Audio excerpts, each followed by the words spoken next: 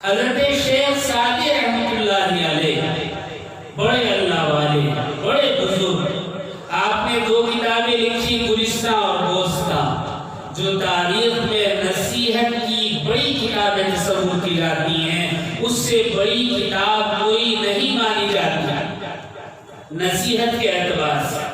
کسی نے خواب میں دیکھا نبی کریم صلی اللہ علیہ وسلم تشریف فرما ہے، حضرت شیخ سعدی پیچھے پنکھا جھل رہے ہیں.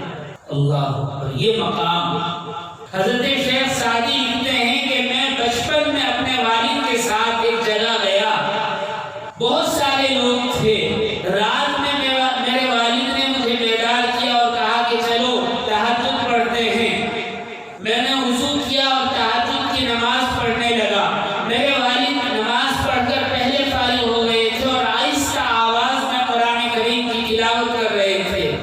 میں نے سلام پھیرا، دعا مانگی اور پھر برابر میں سوتے ہوئے لوگوں کی طرف دیکھ کر اپنے والد سے آہستہ سے کہا کہ یہ کیسے غافل سو رہے ہیں، انہیں کوئی خبر نہیں کہ اللہ رب العزت آسمانوں میں سب سے نیچے یعنی آسمان دنیا پر تشریف فرما ہے اور لوگوں سے کہتے ہیں کہ مانگو جو مانگنا ہے، اور یہ کیسے غافل سو رہے ہیں. یہ نہیں کہ اٹھ کر تہجد پڑھنی یا اللہ کے آگے ہاتھ پھیلا دیں.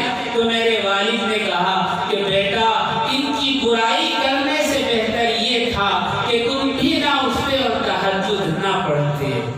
اللہ، یہ ہے برائی.